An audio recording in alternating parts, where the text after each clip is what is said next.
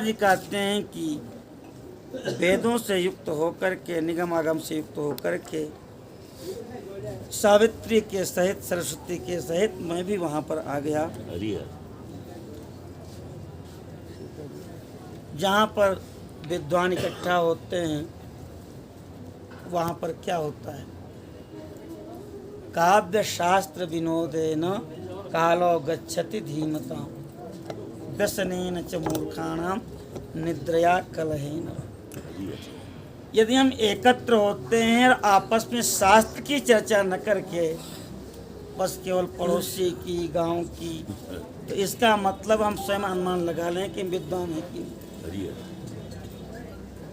तो सब जब एकत्र हुए तो शास्त्रों की चर्चा होने लगी, और शास्त्रों की चर्चा होते होते शास्त्रार्थ होने लगा। शास्त्रार्थ का मतलब विवाद नहीं होता, जैसा कि लोगों में है कि उन्होंने उनको शास्त्रार्थ में परास्त कर दिया। परास्त करने वाली ऐसी कोई चीज़ नहीं होती। शास्त्र माने जो हमारे ऊपर शासन करते हैं, जिनके आलोक में हम अपने आचरण को, सदाचार को अपनाते हैं। क्योंकि जिसके पास शास्त्र रूपी नेत्र नहीं है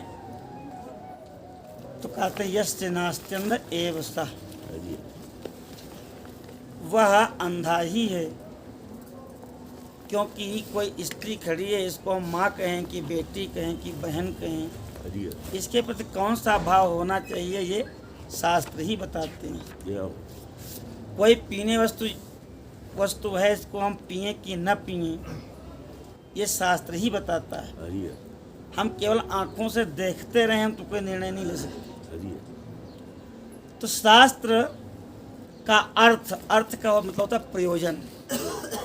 सब मिलकर के विद्वान निश्चय करते हैं कि आखिर इनका उद्देश्य क्या है। जय हो। वेदों का, पुराणों का, शास्त्रों का, और इसी पूर्वाग्रह के अलावा किसी के प्रति कोई ये भाव नहीं है कि इनको मैं हरा दूंगा तो मेरी जय जयकार हो जाएगी। विशुद्ध अंतःकरण से सभी बातों को मिला के और अंत में जो निर्णय होता है उसी को कहते हैं सिद्धांत। सिद्धांत में भी दो शब्द हैं, सिद्ध और अंत। सिद्ध मन निष्पन्न, जो पूर्ण हो चुका है, अब उसमें कुछ सिद्ध करना नहीं है। और अंत का मतलब होता है निर्णय। सिद्धः निष्पन्नः अंतः निर्णयः। अब कितना भी कोई बुद्धिमान आ जाए उस सिद्धांत को काट नहीं सकता।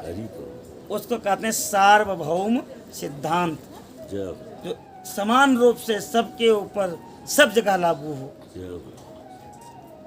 उसको कहते हैं सार्वभौम सिद्धांत। तो वादि प्रतिवादिभ्याम निर्णीतो अर्थः सिद्धांतः। दो कुशल तपस्वी विद्वान लोगों ने आपस में चर्चा किया, और चर्चा करते करते उसने कहा नहीं अभी इसमें ये कमी है, अभी इसमें ये कमी है। और अंत में जब निर्णय पर पहुंचे, सबने स्वीकार कर लिया कि नहीं, बस अब इससे ज़्यादा इस पर चर्चा नहीं हो सकती, और सबने इसको मान लिया। वो हो गया शास्त्रार्थ। शास्त्रार्थ में किसी को चुप करा देना या किसी प्रकार से हल्ला मचा देना कि हमने उसको जीत लिया, ये शास्त्रार्थ नहीं है। उसको विवाद कहते हैं, और उसको अच्छे लोग नहीं करते। विद्या विवादाय धनम मदाय शक्ति परेशान परपीडनाय खलस्य साधोर विपरीतमेतत् ज्ञानाय दानाय च रक्षणाय। जब किसी असज्जन पुरुष को विद्या प्राप्त हो जाती है तो वो विवाद का कारण बनती है, और जब वही सज्जन के पास होती है तो वो ज्ञान का कारण बनती है। विद्या पढ़ रहे हैं, सत्संग कर रहे हैं तो अपने ज्ञान के लिए कर रहे हैं। धन यदि दुष्ट व्यक्ति को मिल जाए तो वो मतवाला हो जाता है, लेकिन यदि सज्जन पुरुष को मिल जाए तो वह आवश्यकता पूर्वक दान करके जीवों का कल्याण कर देता है। शक्ति यदि दुष्ट को मिल जाए तो दूसरे को पीड़ित करता है, शोषण करता है, दबाता है। लेकिन वही शक्ति सज्जन पुरुष के पास हो तो लोक की रक्षा करता है। शास्त्रार्थ हो रहा है ऋषियों में, ज्ञान चर्चा होते होते वह वाद विवाद में बदल गया। उसी समय भगवती सती के साथ अपने दिव्य गणों और पार्षदों के साथ श्रृंगी, भृंगी, ऋतुस्तुंडी, नंदिको, नंदिकेश्वरा अनेक पार्षदों के साथ त्रैलोक के हितकारी सृष्टिकर्ता भगवान रुद्र आ गए हैं। भगवान रुद्र को आया देख कर के सबने उनको प्रणाम किया है, सबने उनकी स्तुति किया और भगवान शिव की आज्ञा से सब के सब लोग यथास्थान बैठ गए हैं। भगवान का दर्शन पाकर के सब के सब परम संतुष्ट हैं।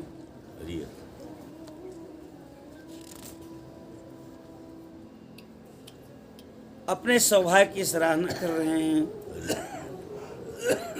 और इसी बीच में ब्रह्मा जी कह रहे हैं हमारे जो बड़े पुत्र हैं जिनको अधिपति बना दिया गया है प्रजापतियों का, वह दक्ष आए,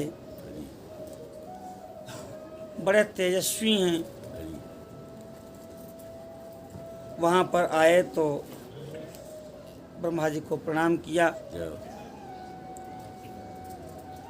प्रणाम करके बैठ गए।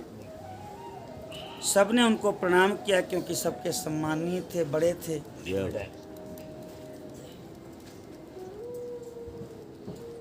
अधिपति होने का अहंकार दक्ष को आ गया था, क्योंकि तत्व ज्ञान से वो शून्य थे। सबने दक्ष का सत्कार किया, लेकिन शिव जी तो स्वतंत्र परमेश्वर हैं। भागवत पे तो यह है कि वो समाधि में थे, उनको ध्यान नहीं रहा। लेकिन यहाँ कह रहे हैं कि नहीं, उन्होंने इसलिए प्रणाम नहीं किया क्योंकि वो स्वतंत्र परमेश्वर महेश्वर हैं। उन्होंने दक्ष को मस्तक नहीं झुकाया, स्वागत नहीं किया। अब तो प्रजापति दक्ष क्रोधित हो गए और अहंकारी होने के कारण उच्च स्वर से शिव जी की निंदा करने लगे। दक्ष ने कहा कि सारे देवता, सारे असुर, श्रेष्ठ ब्राह्मण सब के सब मुझे सिर झुकाते हैं और शिव जी के लिए अनेक अपशब्द कहे। ये प्रेतों के अधिपति हैं, भस्म लपेटे हुए हैं और अपने आप को महामनुष्य समझते हैं। उन्होंने हमको प्रणाम नहीं किया। इनके वेदोक्त कर्म लुप्त हो गए हैं क्योंकि ये भूत प्रेतों से सेवित हैं। अनेक प्रकार के अपशब्द कहने लगे, निंदा करने लगे। फिर भी शिव जी कुछ बोले नहीं तो दक्ष ने कहा कि मैं इनको श्राप दे रहा हूँ। श्राप देने के लिए उद्यत हो गए और कहे कि ये सभी लोकपालों से पृथक हो जाएं, यज्ञ में इनको भाग न मिले, यज्ञ से बहिष्कृत कर दिया जाए इनको, क्योंकि ये स्मशान में निवास करते हैं, कुल और जन्म से हीन हैं। जब जन्म लेंगे तब न कुल होगा उनका, जब जिन्होंने जन्म ही नहीं लिया तो किस कुल के कहे जाएं। इसलिए दक्ष की बुद्धि चूंकि विपरीत हो गई है, इसलिए जो भगवान शिव के महान गुण हैं, जो अद्वितीय चीजें हैं जो दूसरे में हो नहीं सकती, उन्हीं को वह दक्ष दोष बता रहा है। ब्रह्मा जी ने कहा, नारद, जब दक्ष ने ऐसा कहा तो भृगु भाग आदि जो लोग थे वह शिव जी को वैसा ही मान करके उनकी निंदा करने लगे, माने दक्ष का साथ देने लगे। अब तो नंदीश्वर जी को बड़ा क्रोध हुआ। नंदीश्वर भगवान शिव ही हैं। पंचाक्षर का 5 करोड़ जप किया नंदीश्वर जी ने। शिव जी प्रसन्न हुए, कहे वरदान मांगो। कहे प्रभु यही वरदान दीजिए कि मैं और आपका जप करूं। फिर 5 करोड़ जप किया। ऐसे ऐसे करके 4 बार जप किया। जब जब भोलेनाथ आमे वर मांगो तो कहे प्रभु यही वर दीजिए कि हम और आपका जप करें। जब 5वीं बार भगवान आए और फिर नंदीश्वर करने के लिए उद्यत हुए कि हमको जप का वर दीजिए, तो शिव जी ने हृदय से लगा लिया। अब कहे नंदीश्वर अब तुम हमसे अलग नहीं हो, तुम मेरा ही रूप हो और तुम सदैव हमारे सामने रहोगे। मैं तुम्हारे बिना एक क्षण नहीं रह सकता। ऐसे नंदीश्वर भगवान हैं। नंदीश्वर भगवान से शिव की निंदा सहन नहीं हुई। वह क्रोधित होकर के खड़े हो गए। क्रोध के मारे नेत्र उनके लाल हो गए, मानो उनके नेत्रों से अंगारे बरस रहे हों, और कहने लगे अरे महामूर्ख, अरे दुष्ट बुद्धि दक्ष, तू महेश्वर की माया से मोहित है। तू क्या महेश्वर को यज्ञ से बहिष्कृत करेगा? जिनके नाम लेने मात्र से यज्ञ सफल हो जाते हैं, जिनका नाम लेना शिव कह देना ही महायज्ञ है। तू मूर्ख उनको यज्ञ से क्या बहिष्कृत करेगा? जय हो। और तुझमें सामर्थ्य ही कहाँ है कि तू महादेव को श्राप दे देगा? तू महादेव को क्या श्राप देगा? तू अपने को ब्राह्मण समझता है। तूने व्यर्थ ही महादेव को श्राप दिया है। महापर रुद्र सर्वथा निर्दोष हैं। तुमने व्यर्थ ही उनका उपहास किया है। जिन्होंने जगत की सृष्टि की है, जिन्होंने ब्राह्मण को ही बनाया है, जिनके द्वारा इसका पालन होता है, विष्णु रूप में, ब्रह्मा के रूप में जो सृष्टि करते हैं और रुद्र होकर के जो स्वयं संहार करते हैं, ऐसे सर्वसमर्थ महेश्वर को तूने श्राप कैसे दे दिया?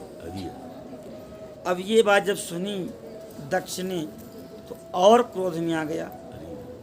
अकेले में कोई सहन भी कर रहे, लेकिन सारे देवता सारे ऋषि सब बैठे हुए हैं, सबके सामने नंदीश्वर ने ऐसा कह दिया। फिर दक्ष ने कहा रे रुद्रगणों, नंदीश्वर आदि भगवान के जो प्रमथ गण आदि उनके गण हो, तुम सब लोग वेद से बहिष्कृत हो जाओ, वैदिक मार्ग से भ्रष्ट हो जाओ, महर्षि ऋषियों के द्वारा परित्यक्त हो जाओ, पाखंडवाद में लग जाओ, शिष्टाचार से दूर रहो, सिर पर जटा, शरीर में भस्म, गले में हड्डियों की माला, ये सब धारण करके मद्यपान में आसक्त रहो। तो कुछ अंशों में शिव भक्तों पर लागू भी हो जाता है। जो अभक्ष्य भक्षण आदि करते हैं और अपने को शिव भक्त कहते हैं, वह वस्तुतः शिव भक्त नहीं है। जटाओं का रखने का तात्पर्य है, भस्म लगाने का भी तात्पर्य है, उसको न समझ करके केवल वो पाखंड करते हैं। ऐसे लोगों पर दक्ष का श्राप लागू होता है। जब दक्ष ने शिव के पास को श्राप दे दिया, तब तो नंदीश्वर और क्रोधित हो गए और दक्ष से कहने लगे अरे दुर्बुद्धि दुष्ट दक्ष, तूने शिव के तत्व को जाना ही नहीं। तूने शिव के पार्षदों को व्यर्थ ही श्राप दिया है।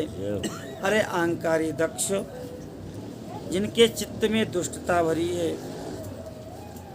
जो भृगु आदि महर्षि तुम्हारे साथ में हैं, उनको भी ब्राह्मणत्व क्या ज्ञान नहीं है, उनको केवल ब्राह्मणत्व का अभिमान है। ज्ञान और अभिमान में क्या अंतर है? ज्ञान में कर्तव्य बोध होता है, हम ब्राह्मण हैं तो हमको त्रिकाल संध्या करनी चाहिए, वेदों की रक्षा करनी चाहिए, हवन करना चाहिए। भूल करके भी परुष वचन कबहू नहीं बोले, अपने मुख से जो कभी अपशब्द निकालता है तो काहे का ब्राह्मण? ब्राह्मण के मुख से तो वेद मंत्र भगवान का नाम ही निकलना चाहिए। आदि अंशों को आचरण में लावे, तब तो ये हुई कि हम ब्राह्मण, इसका ज्ञान। और केवल हम ब्राह्मण हैं ऐसे अहंकार में भर के मेरा सम्मान करो, तो ये अहंकार हुआ। तो यही कहते हैं नंदीश्वर जी कि जो भृगु आदि आपके महर्षि हैं जो तुम्हारा साथ दे रहे हैं शिव जी की निंदा में, वह केवल अहंकारी हैं, वस्तुतः वो ब्राह्मण नहीं है। जो स्वर्ग को ही पुरुषार्थ मानते हैं, केवल कर्मकांड करने को ही अपना ब्राह्मणत्व मानते हैं, वह वास्तव में ब्राह्मण नहीं है। क्रोध लोभ मद से युक्त होकर के वह निर्लज्ज भिक्षुक बने रहे।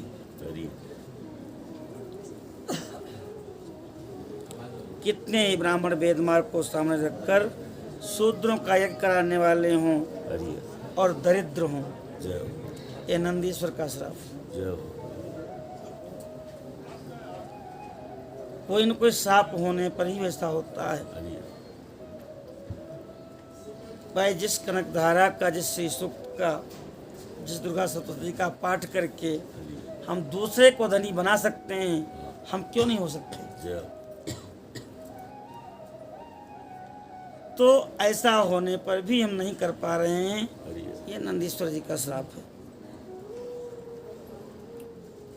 सदा दान लेने में ही लगे रहेंगे, दूषित दान ग्रहण करने के कारण वे सब के सब नरकगामी होंगे।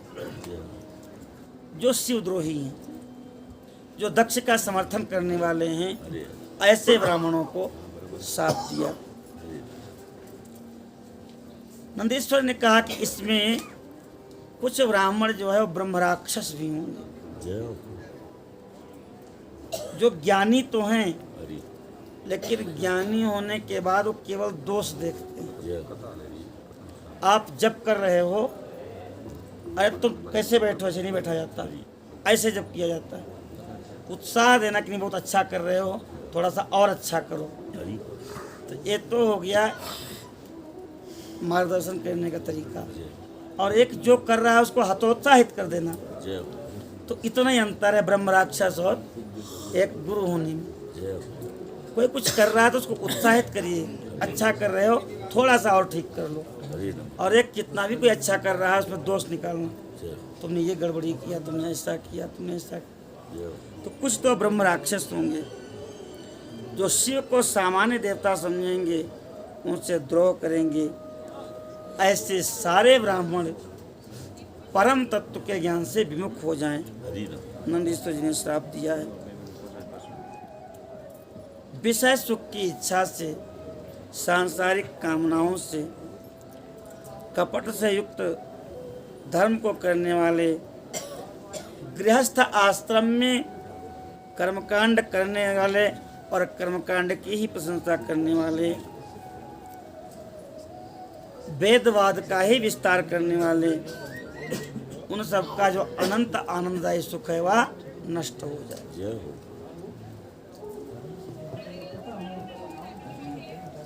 पात्रता का विस्तार, बरसात हो रही है और उस बरसात में आपने पंचपात छोटा सा रख दिया, आपने लोटा रख दिया, आपने घड़ा रख दिया, किसी ने बाल्टी रख दिया और किसी ने बहुत बड़ा ड्रम रख दिया, तो वो सब भर जाएंगे। इसमें मेघ का दोष नहीं है। मेघ तो समान रूप से बरस रहा है, वह समुद्र को भी पूर्ण कर देगा, वह नदियों को भी पूर्ण करेगा, वह सरोवर को भी पूर्ण करेगा, वह आपका ड्रम भी भर देगा, लोटा भी भर देगा और पंचपात्र भी भर देगा। अब इसमें दोस्त आपका है कि आपने अपने पात्रता को उतना छोटा क्यों रखा। तो ब्रह्म की उपासना करने वाला, भगवान की उपासना करने वाला जब सांसारिक छोटी छोटी चीजें मांगता है तो उस तत्व को छोटा कर देता है। जितने विराट रूप में हम कामनाओं से रहित होते जाते हैं, तो ऐसा नहीं कि हम कुछ नहीं मांगेंगे तो हमको कुछ मिलेगा नहीं, कुछ नहीं मांगेंगे तो हमको सब कुछ मिलेगा। तो कहते हैं कि जो ब्राह्मण भगवान के विरोधी हैं वह केवल एक स्वर्ग तक सीमित होकर के वहाँ की ही कामना करेंगे और इस कारण परम आनंद से वंचित रह जाएंगे। नदी में जल प्रवाहित हो रहा है, बाहर से तो बिल्कुल समान दिखता है, लेकिन उसमें प्रवेश करो तो कहीं तो घुटने भर है, कहीं कमर भर है, कहीं कंठ पर्यंत है और कहीं तो डूबने लगो। तो जितनी जिसके अंदर गहराई है उतना ही जल वहाँ पर व्याप्त है। वह सच्चित आनंद सर्वत्र व्याप्त है। हमारी पात्रता, हमारी निर्मलता जितनी है उस निर्मलता के अनुसार वह प्रकट होता है। सूर्य की किरणें पत्थर में भी उतनी ही समान रूप से पड़ती हैं और शीशे के ऊपर भी उतने रूप में पड़ती हैं, लेकिन वही शीशा आपके ओर घुमा दिया जाए तो आपका चेहरा जलने लगता है। शीशा इतना उसको आकर्षित कर लेता है किरणों, तो वह तत्व सर्वत्र व्याप्त है। ये समझने की क्षमता, ये पहचानने की क्षमता शिव विरोधी ब्राह्मणों में नहीं होगी, ऐसा नंदीश्वर ने कहा। इस प्रकार नंदी जी ने जब ब्राह्मणों को और दक्ष जी ने महादेव जी को श्राप दिया, तब महान हाहाकार मच गया, त्राहि त्राहि होने लगी।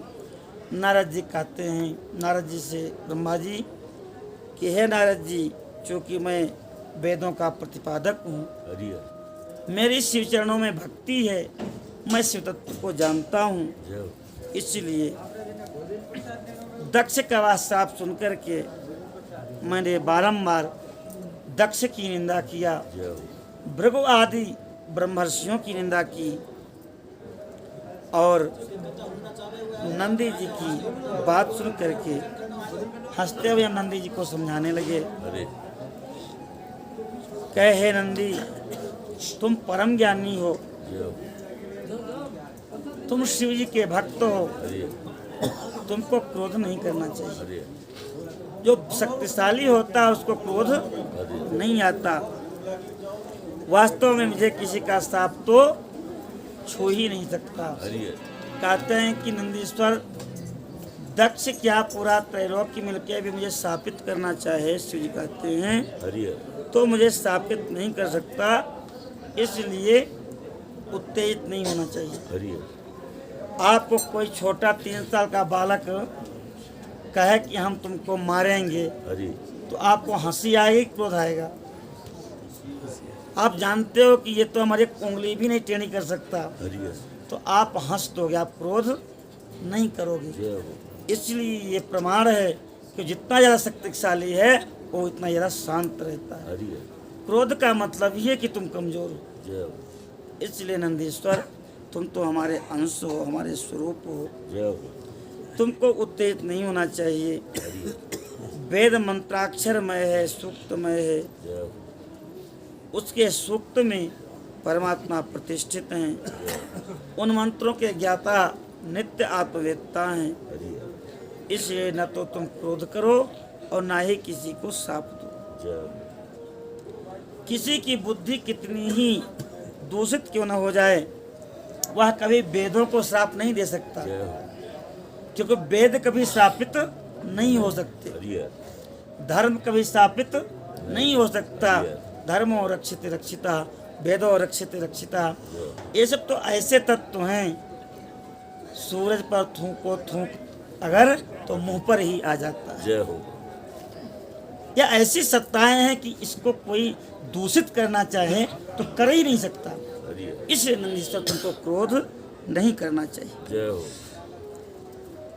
नंदीश्वर तुमने सनकादि ऋषियों को ज्ञान दिया है, तुम तो परम ज्ञानी हो, तुमको तो समझना चाहिए। अब शांत हो जाओ। मैं ही यज्ञ हूँ, मैं ही वेद कर्म हूँ, मैं ही यज्ञों का आधारभूत साधन हूँ, मैं ही यज्ञेश्वर हूँ, मैं ही यज्ञ की आत्मा हूँ और यज्ञ प्राण यजमान भी मैं ही हूँ। आपने सुना था कि भगवान शिव अष्टमूर्ति हैं। तो अष्टमूर्ति में पृथ्वी जल तेज वायु आकाश सूर्य चंद्रमा और जजमान, तो जजमान भी भगवान ही हैं शिव जी। तो जब सब कुछ मैं ही हूँ तो मुझे यज्ञ से कोई बहिष्कृत कैसे करेगा? हमको बहिष्कृत करके फिर यज्ञ तो रहेगा ही नहीं। जब मैं स्वयं यज्ञ हूँ तो मुझसे अलग यज्ञ की कल्पना करना। यज्ञ शब्द के द्वारा वाच्य मैं ही हूँ, तो मुझको दक्ष कहता यज्ञ से बहिष्कृत कर दें तो वह स्वयं यज्ञ से विमुख हो जाएगा, मेरा बहिष्कार कैसे करेगा? यह कौन है, तुम कौन हो, इसका जब विचार करोगे तो पता लगेगा तुम अपने को ही श्राप दे रहे हो। सब में जो वही तत्व व्याप्त है, शिव तत्व ही व्याप्त है, तो नंदीश्वर तुम विचार तो करो सही कि तुमने किसको श्राप दिया? तुमने हमको ही श्रापित किया। नहीं जब प्रभु में देखें जगत तो कैसन करें विरोध। जब वह शिव तत्व ही सबके अंदर व्याप्त है, वह आत्म तत्व ही सबके अंदर व्याप्त है, तो नंदीश्वर तुमने किसको श्राप दिया? दक्ष मूर्ख है, लेकिन तुम तो हमारे स्वरूप। इस प्रकार से शिव जी कहते हैं कि तुम क्रोध शून्य हो जाओ, क्रोध तुमको नहीं करना चाहिए। ब्रह्मा जी ने कहा, हे नारद जी, इस प्रकार महादेव के समझाने पर नंद के ईश्वर विवेक पारायण है, शिव के प्रति अनुरक्त हैं, इसलिए क्रोध शून्य होकर के शांत हो गए और भगवान अपने पार्षदों के सहित गणों के सहित वहाँ से चले गए। इधर रोष से भर कर के दक्ष और ब्रह्मर्षि भी अपने अपने आश्रमों को लौट गए हैं, लेकिन दक्ष निरंतर शिव के द्रोह की आग में जल रहा है। बार बार उसको घटना याद आती है कि शिव ने हमको प्रणाम नहीं किया।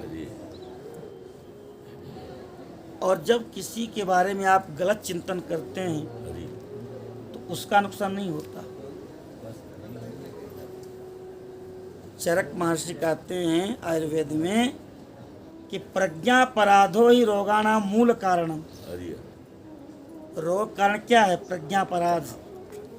जब हम बुद्धि से किसी के बारे में गलत सोचते हैं तो हमारे नस नाड़ियां रक्तचाप दूषित होने लगता है और हम रोग से आक्रांत हो जाते हैं। तो दक्ष शिव के बारे में गलत सोच रहा है, इससे शिव के ऊपर क्या फर्क पड़ता है? वह अपने ही बुद्धि को अंधकार में ले जा रहा है, अपने ही क्षमता को छीन कर रहा है। इसलिए शिक्षा है कि किसी के बारे में क्यों गलत सोचें। जो आपके बारे में गलत सोचता है उसके बारे में यदि आप अच्छा सोचेंगे तो आपकी उन्नति होगी, आपकी बुद्धि और आत्मा प्रकाशित होगी। इसलिए कहते हैं कि दक्ष दिन प्रतिदिन उसकी बुद्धि पर मूर्छा छाती जा रही है। वह शिव की निंदा करता है, जो शिव में निष्ठा रखते हैं उनकी निंदा करता है। अब जिसके बारे में गलत सोचते हैं उससे जो लोग जुड़े होंगे सबके प्रति आपको ईर्ष्या हो जाएगी। बिना बुलाए ही आपकी सेना खड़ी हो गई दुश्मनों की। लाभ क्या मिला? कुछ नहीं। यही दक्ष के साथ हुआ। पराकाष्ठा में दक्ष की बुद्धि दुर्बुद्धि पहुंच चुकी है। ब्रह्मा जी कहते हैं, नारद जी, अंत में उसने सोचा कि हम सामूहिक रूप से शिव जी का अपमान करें। सम्मान किसको नहीं प्रिय होता है? सबको प्रिय होता है। तो सबका सम्मान करेंगे तो सब आएंगे। हम ये थोड़ा कह रहे हैं कि जो है शिव जी का अपमान करने के लिए सबको बुला रहे हैं। और सबका सम्मान करेंगे और शिव जी का सम्मान नहीं करेंगे तो अपने आप पार्टी बंदी हो गई।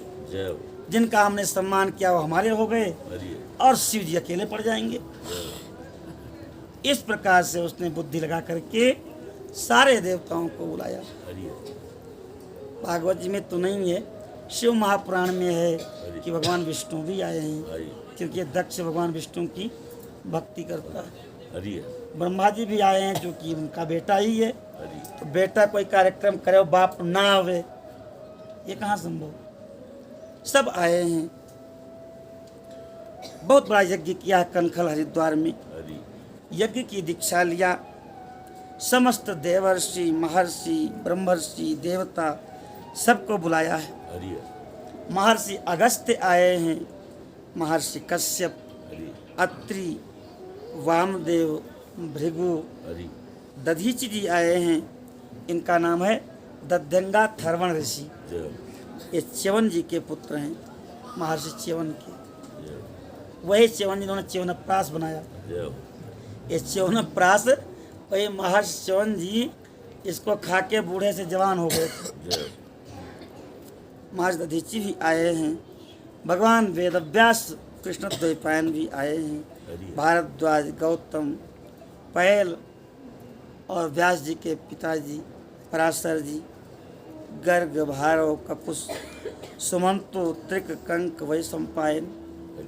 और अकेले नहीं आए हैं, अपनी पत्नियों के साथ, अपने पुत्रों के साथ।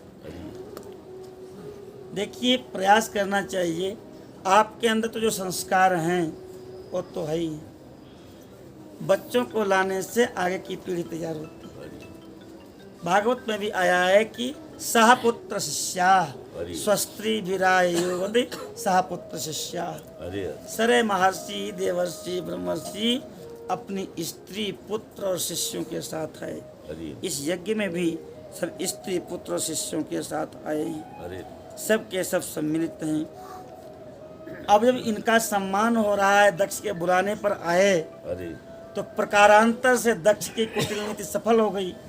माने सब शिवद्रोही हो गए। सब आए हैं। अनेक लोकपालगण, उपदेवता अपनी सैन्य शक्ति के साथ आए हैं। दक्ष ने प्रार्थना करके ब्रह्मा जी को बुलाया है। वैकुंठ से भगवान विष्णु भी आए हैं। सबका विधिवत सत्कार किया है और सत्कार कर रहा है, लेकिन उद्देश्य क्या है? शिव का अपमान। तो आप कर क्या रहे हो ये नहीं माने रखता है, आपका उद्देश्य क्या है माने रखता है। आप जो कर रहे हैं उसका उद्देश्य शिव का अपमान करना, इसलिए दक्ष कल्याण नहीं होने वाला। सबका सत्कार किया है, सबके लिए बहुमूल्य भवन बनवाए, सबके लिए दिव्य सिंहासन बनवाए हैं, सबके ठहरने की अलग अलग व्यवस्था की है। भव्य सबका स्वागत हो रहा है। सबके सब अपने अपने आवास में रुके हुए हैं। दक्ष का महायज्ञ कनखल तीर्थ में हो रहा है। भृगु आदि तपोनिधि बड़े बड़े ऋषियों को यज्ञ का ऋत्विज बना दिया। 49 मरुदगण उस यज्ञ के अधिष्ठाता हैं। और ब्रह्मा जी कहते हैं, क्योंकि यज्ञ का निरीक्षण तो ब्रह्मा जी करते हैं ना।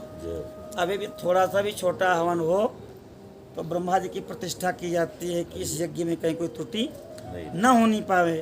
तो साक्षात ब्रह्मा जी ही उस यज्ञ में अवलोकन करने के लिए, वेदत्रय की विधि, वेद विधि को बताने के लिए ब्रह्मा बने हैं।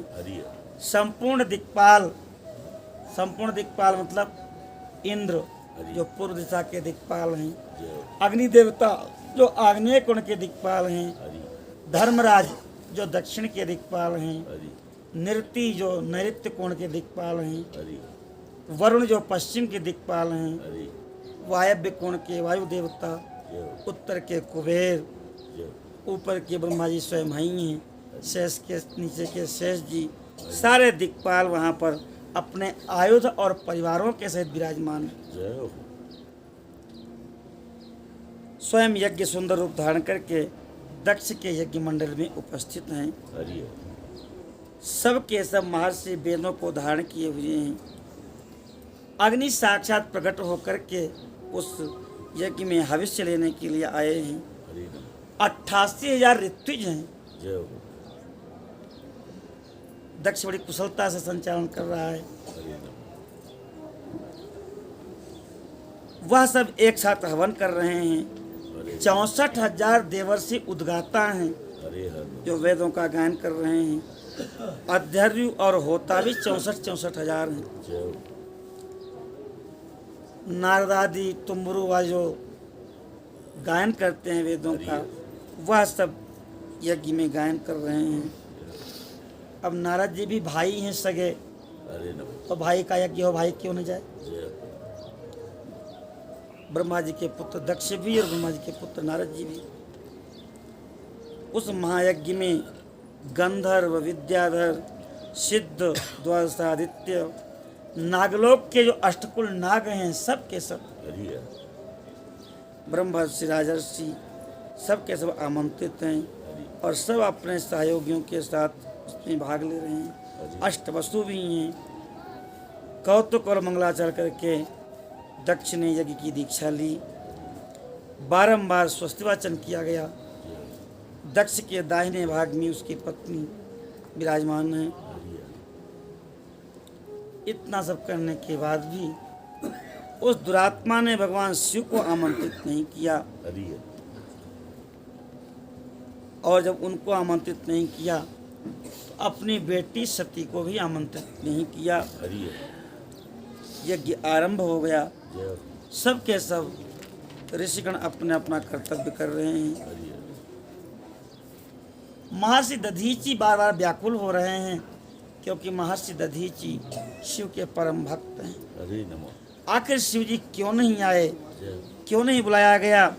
और जब नहीं रहा गया तो भरी सभा में दधीची ने कहा, हे देवताओं, हे महर्षियों, हम सब आपसे निवेदन कर रहे हैं, इस यज्ञ महोत्सव में शिव जी क्यों नहीं आए। इसका क्या कारण है, मैं जानना चाहता हूँ।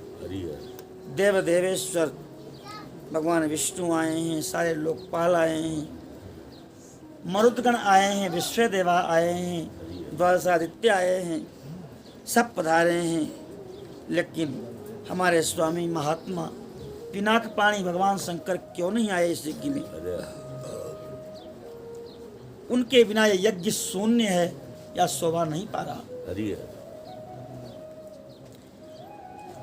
वह मंगलमय भगवान जिनकी कृपा दृष्टि से सारे अमंगल भी मंगल हो जाते हैं,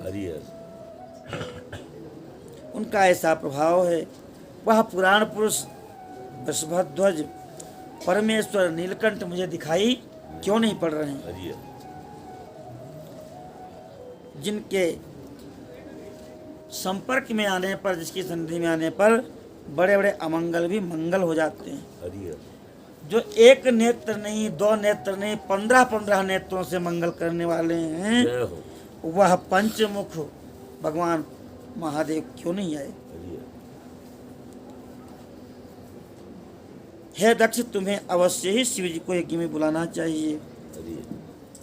या जो यहाँ पर प्रभावशाली आपके पिता ब्रह्मा जी, भगवान विष्णु, देवराज इंद्र, लोकपाल गण, ब्राह्मण, बड़े बड़े वेद के वेत्ता, सिद्ध, इन सब को मिल करके शिव जी को बुलाना चाहिए।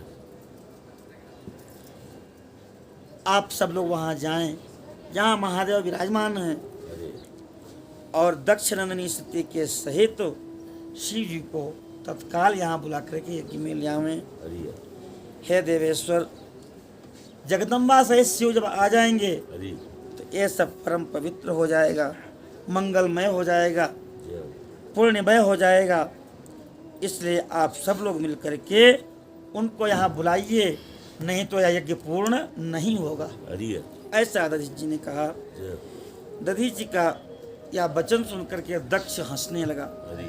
उसको तो यही अवसर चाहिए था कि किसी प्रकार से शिव की कोई बात उठे और हम अपमान करें। उसने कहा, भगवान विष्णु संपूर्ण देवताओं के मूल हैं, जिनमें सनातन धर्म प्रतिष्ठित है। और इनको जब हमने बुला लिया तो यज्ञ कर्म में कोई कमी कैसे हो सकती है। ये जो बाचाल लोग होते हैं या बोलने वाले लोग, उनकी एक चतुराई होती है कि तुम जो बात कह रहे हो उससे थोड़ा बड़ी बात कह दो तो तुम्हारा मुंह बंद हो जाए। उनका उद्देश्य और कुछ नहीं होता। भगवान विष्णु की बार बार प्रशंसा कर रहा है, ब्रह्मा जी की प्रशंसा कर रहा है कि वेद उपनिषद विविध आगमों के सहित ब्रह्मा जी आए हैं, देवगणों के स्वामी इंद्र जो देवताओं के अधिपति वो आए हैं, और कहता आप जैसे निष्पाप महर्षि आए हैं। दधीचि को भी अपने गोल में मिलाने की कोशिश कर रहा है कि आप जैसे तपस्वी पधार गए, हमारा यज्ञ क्यों नहीं पूर्ण होगा। जय हो। आपका समागमन हुआ है। जो महर्षि यज्ञ में सम्मिलित होने आए हैं वह सब वेद के ज्ञाता हैं, योग्य हैं, सुपात्र हैं, वेद और वेदार्थ के तत्व को जानने वाले हैं, और जानने वाले ही नहीं हैं, उसको पालन करने वाले हैं, मानने वाले हैं। और सब आप स्वयं यहाँ पर पदार्पण कर चुके हैं, तब हमको किसी रुद्र या किसी शिव से क्या प्रयोजन। आपको पता नहीं है, शिव को हम ज़्यादा अच्छे ढंग से जानते हैं, आप तो केवल उनके भक्त हो, और हमने तो अपनी बेटी ब्याह दी है उनको। वो तो भूल से हमने ऐसा कर दिया, उनका कोई कुल ही नहीं पता, न उनके माता हैं न पिता हैं। जो जन्म लेगा उसके ना माता पिता होंगे, लेकिन दक्ष की अपनी बुद्धि है। अनेक प्रकार से शिव जी की निंदा उसने शुरू किया। कहे वो मूढ़ हैं, ईर्ष्यालु हैं, वो तो मौन रहते हैं, उनको बोलना ही नहीं आता। इस यज्ञ में बुलाए जाने योग्य वो नहीं है, और इसलिए मैंने उनको नहीं बुलाया है, और आपको दोबारा ऐसा आग्रह नहीं करना चाहिए। नहीं, कुछ लोग होते हैं, कोई अगर ठीक बात कहे तो सभा के सभापति इशारे से किनारे बुलाएंगे, तो कहें ठीक से चुपचाप बैठना हो बैठो, नहीं तो, है ना। ऐसे ही मानो दक्ष ने कहा कि अगर तुमको शिव से ज़्यादा लगाव है ना, तो आगे कुछ नहीं कहा कि आपको दोबारा ऐसा नहीं बोलना चाहिए। हमारी प्रार्थना है कि सब लोग मिलकर के यज्ञ को सफल बनावें। लेकिन दधीचि जी बोले, चुप नहीं रहे। उन्होंने फिर कहा दक्ष, भगवान शिव के बिना यह यज्ञ अयज्ञ हो गया या अशिव हो गया, यह यज्ञ कहलाने योग्य ही नहीं है। मैं श्राप देता हूँ कि तुम्हारे यज्ञ का विनाश हो जाएगा।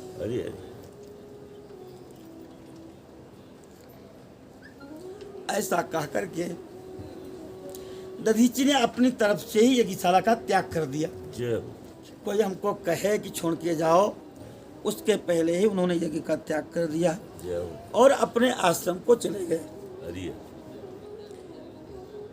मुख्य शिव भक्त और शिव के मत का अनुसरण करने वाले जो भी थे, वो सब के सब दधीचि के पीछे पीछे चले गए हैं। अब तो दक्ष ने देखा धीरे धीरे हमारी पार्टी कमजोर हो रही है, तो सभी जो चले गए थे उन सबका उपहास करते हुए कहने लगा ऋषि महर्षियों का कि जिन्हें शिव ही प्रिय हैं, जो मात्र दधीचि को ही ब्राह्मण और महर्षि मानते हैं, वही लोग गए हैं, और उनके समान जो दूसरे थे वह गए हैं।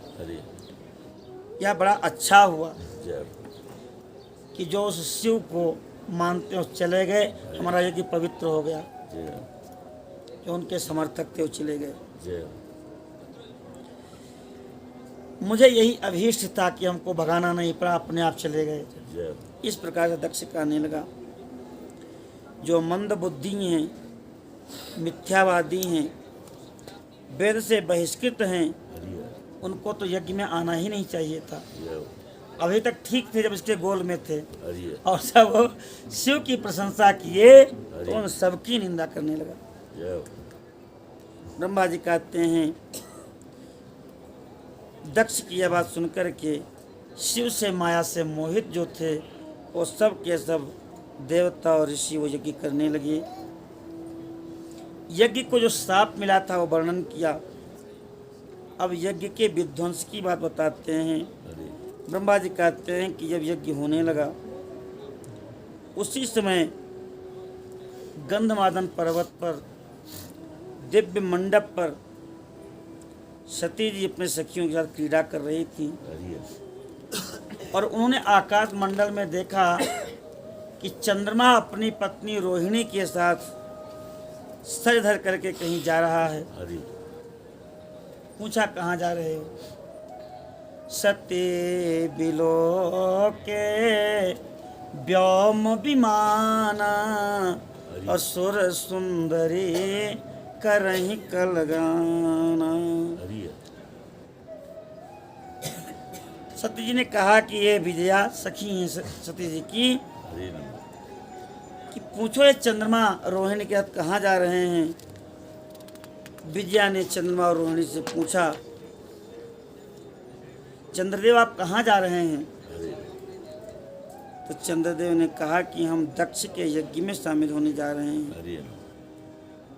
आकर के विजया ने देवी सती को बताया है चंद्रमा ने जो कुछ कहा था।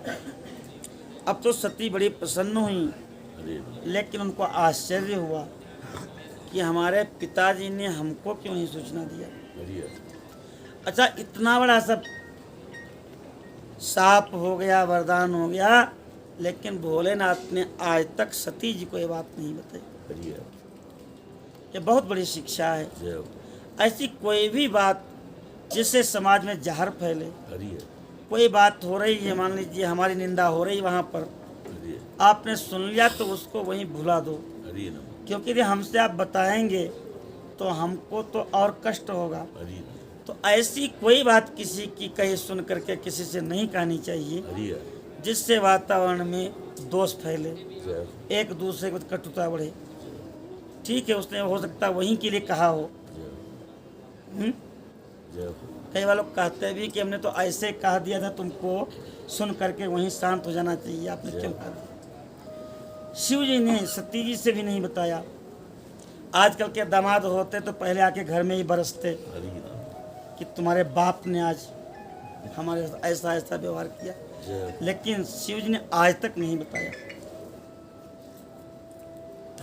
अब तो शिव जी के पास आई भवानी और कहे, प्रभु हमने सुना है कि हमारे पिताजी बड़ा भारी यज्ञ कर रहे हैं, बहुत बड़ा उत्सव है और उस पर त्रैलोक्य के सारे देवता, सारे देवांगनाएं, सारे ऋषि सब इकट्ठा हैं, हमको भी चलना चाहिए। क्या आपको पता नहीं है सुहृदों का धर्म है कि अपने लोग कोई अच्छा कार्य कर रहे हों तो उसमें बिना बुलाए भी शामिल होना चाहिए। इससे आपस में प्रेम बढ़ता है। नहीं तो लोग कहते हैं कि हम उत्सव कर रहे हैं, उनको अच्छा नहीं लगा इसलिए नहीं आए। तो कई बार लोग न चाहते भी कहते हैं भाई चलना जरूरी है, नहीं तो बुरा मानेंगे, तो इसलिए हमको भी चलना चाहिए। सती जी की बात जब सुना तो शिव जी, जिनका हृदय दक्ष के अपशब्दों से घायल है लेकिन व्यक्त नहीं किया था, प्रेम से बोले, देवी तुम्हारे पिताजी हमसे द्रोह मानते हैं और इसलिए जो प्रमुख देवता ऋषि ज्ञान शून्य हैं वही सब तुम्हारे पिताजी के यज्ञ में गए हैं। और ऐसे भी बिना बुलाए जो किसी के यहाँ जाता है तो उसका सम्मान नहीं होता। और यदि कोई ऐसी बात हो, घटना हो, तब तो और नहीं जाना चाहिए। पता नहीं अगला व्यक्ति कौन सा आपका अपमान कर दे। देवी हम तो सहन भी कर लेंगे, लेकिन तुम इतनी माननीय हो कि तुमको थोड़ा भी अपमान सहन नहीं हो। यद्यपि जग दारुण दुख नाना और सब ते कठिन जाति अपमाना। यद्यपि मातु पितु गुरु गृह गेहा और जाए बिनु बोलो न संदेहा तदपि विरोध मान जहाँ कोई तहाँ गए कल्याण न होई। यद्यपि माता पिता के यहाँ बिना बुलाए भी जाना चाहिए, लेकिन कोई विरोध मान रहा है तो नहीं जाना चाहिए। इस प्रकार से निवेदन किया। बाहर का कोई व्यक्ति अपमान कर दे तो उतना कष्ट नहीं होता। आप ट्रेन में जा रहे हैं, बस में जा रहे हैं, आप बहुत बड़े पदाधिकारी हैं, बहुत सम्मानित हैं, और एक मजदूर बैठा है सीट पर नहीं उठ रहा है तो आपको कष्ट नहीं होगा। पहले आया इसलिए बैठा है, लेकिन आप जिस सिंहासन पर बैठते हैं वहाँ कोई आपका सम्मान न करे फिर कैसे सहन होगा? वहाँ सहन नहीं होता। शिव जी ने ऐसा कहा तो भगवती कहने लगी कि आपके जाने से ही यज्ञ सफल होता और हमारे दुष्ट पिता ने आपको ही नहीं बुलाया। इनका अभिप्राय क्या है मैं जानना चाहती हूँ कि आखिर आपको क्यों नहीं बुलाया। ये जो वहाँ देवर्षि महर्षि ब्रह्मर्षि उपस्थित हैं उनकी मनोभावना क्या है? हो सकता है भूलवश न बुलाए हों। जहाँ रुचि होती है वहाँ प्रायः जो है व्यक्ति प्रयास करता है कि देखें कोई बात बन जाए। हमारे पिता ऐसे नहीं हो सकते, क्योंकि दक्षो दुहित्र वत्सला, दक्ष अपनी बेटियों को बहुत दुलार करते थे। तो शिव जी ने कहा फिर भी सती जी को कहीं न कहीं अंदर ये है कि हमारे पिता जैसे हो नहीं सकते। तो क्या मैं जा करके देखना चाहती हूँ, मुझे जाने की आज्ञा दें। भगवान शिव तो त्रिकालज्ञ हैं, सर्वदृष्टा हैं। उन्होंने कहा देवी ये तुम्हारी वहाँ पर जाने की इच्छा है तो तुम मेरी आज्ञा से वहाँ शीघ्र जाओ। कई बार लोग कहते हैं कि बिना महादेव की आज्ञा के ही चली गई इसलिए सती को जलना पड़ा। कभी भी भूल करके नहीं सोचना चाहिए। जिनका नाम ले करके पतिव्रता स्त्रियाँ पतिव्रत धर्म पालन करती सतियाँ होती हैं, वह पतिव्रता शिरोमणि भगवती बिना शिव की आज्ञा कैसे चली जाएंगी? रोचकता के लिए मंच से ऐसी कोई बात नहीं कहनी। सती कभी भी शिव से विमुख बिना उनके आज्ञा के नहीं जा सकती। जिनकी आराधना पराम्बा सीता जी ने किया, रुक्मिणी ने किया, जिनकी आराधना गोपियों ने किया, जो समस्त सतियों के मूल हैं, वह भला अपने पति की आज्ञा को उल्लंघन करके कैसे जा सकती है? संभव ही नहीं। ऐसा कहना भी गलत है। शिव जी ने कहा कोई बात नहीं देवी, अगर तुम चाहती हो तो मेरी आज्ञा है, तुम गणों के साथ अपने वैभव के साथ बड़े प्रेम से पिता के यज्ञ में जाओ। यह नंदी वृषभ सुसज्जित है, इस पे बैठ करके धर्म का स्वरूप है। और तुम एक महारानी हो, राय राजेश्वरी हो, अपने सारे राजोपचार के साथ बहुसंख्यक अपने सेवकों के साथ प्रमुख गणों के साथ यात्रा करो। ये नहीं कि अकेले चले जाओ, पूरे वैभव के साथ जाओ। भगवान शिव ने ऐसा कहा है। भगवती ने अलंकार धारण किए हैं, सुसज्जित होकर के मायके जा रही हैं। कई बार माताएं ससुराल में कष्ट भी पा रही हों तो जब मायके जाती हैं तो सज के जाती हैं कि हमारे पिता और भाई को लगे कि हम आनंद में सुख में हैं। सुंदर श्रृंगार किया भगवती ने, छत्र आभूषण उज्जवल छत्र है भगवती का, छामर हैं और अनेक सारे उनके साथ शिवगण हैं। उत्साह के साथ भगवती पिता के यज्ञ के लिए गई हैं। महादेव के गणों ने शिवा के लिए उत्सव रचाया है। शिव के यश का गान करते हुए सब जा रहे हैं। जगदम्बा की दिव्य शोभा हो रही है। जब जगदम्बा चली हैं तो दिव्य मंगल शब्द प्रकट हुआ। उनकी जय जयकार से तीनों लोग गूंजने लगे। ब्रह्मा जी कहते हैं दक्ष कन्या सती जब पहुंची हैं तो देखा कि वहां पर महान प्रकाश से युक्त यज्ञ हो रहा है। देवता असुर मुनिंद्र सबके सब दिव्य से दिव्य कार्य कर रहे हैं, मंत्र पाठ कर रहे हैं।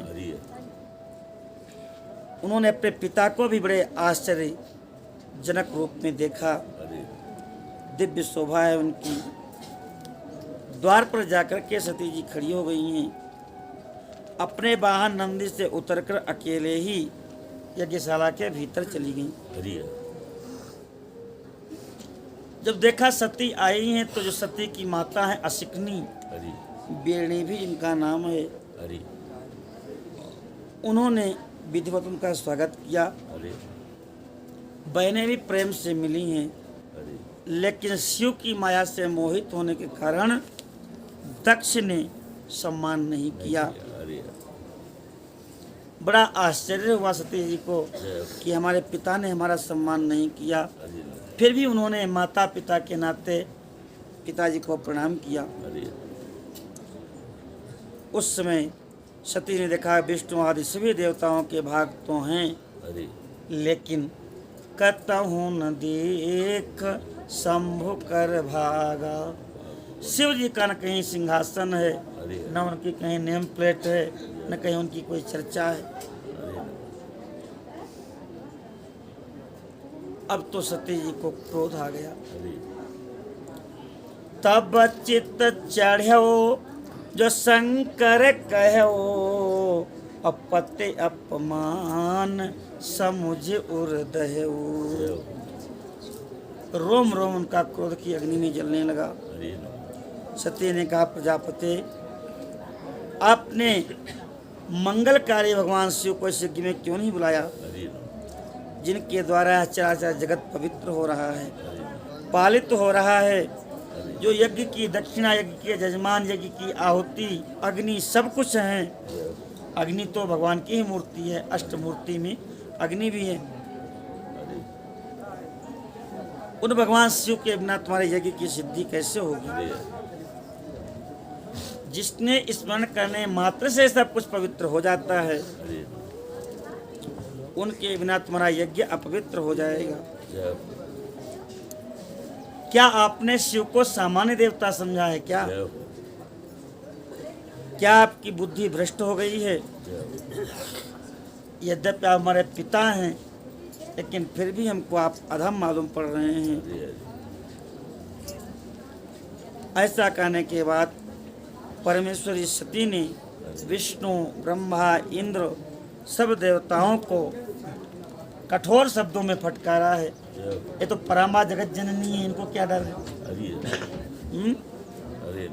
ब्रह्म रुद्रेंद्र जननी, भाई रुद्र हो, चाहे ब्रह्म हो, चाहे विष्णु हो, जब पैदा होना होता है सबको माँ ही चाहिए, तो माँ से बड़ा कौन होगा? चाहे वो ब्रह्मा हो, चाहे रुद्र हो, चाहे विष्णु हो, है ना? जो सबको उत्पन्न करती है तो सबसे बड़ी। सबको फटकारा भगवती ने। भगवती ने कहा कि श्री विष्णु आज समस्त देवता जो भी यहाँ उपस्थित हैं, सबके सब सुनते रहे भगवती की बात। किसी ने जवाब नहीं दिया। अंत में दक्ष ने कहा, भद्रे, तुम बहुत जो बातें कर रहे हो उससे क्या लाभ है? इस समय यहाँ तुम्हारा कोई काम नहीं है। वही बात आ गई कि हमने तुमको बुलाया नहीं है, तुम क्यों आ गई? तुम जाओ या ठहरो, ये तुम्हारी अपनी इच्छा है, मेरा कोई आग्रह नहीं है। सारे विद्वान जानते हैं कि जो अमंगल रूप है। अब जितने लोग बचे थे वो तो दक्ष की ही टोली के थे। शिव जी अमंगल रूप हैं, वह वेद से बहिष्कृत हैं, और इसलिए हमने इस यज्ञ में नहीं बुलाया।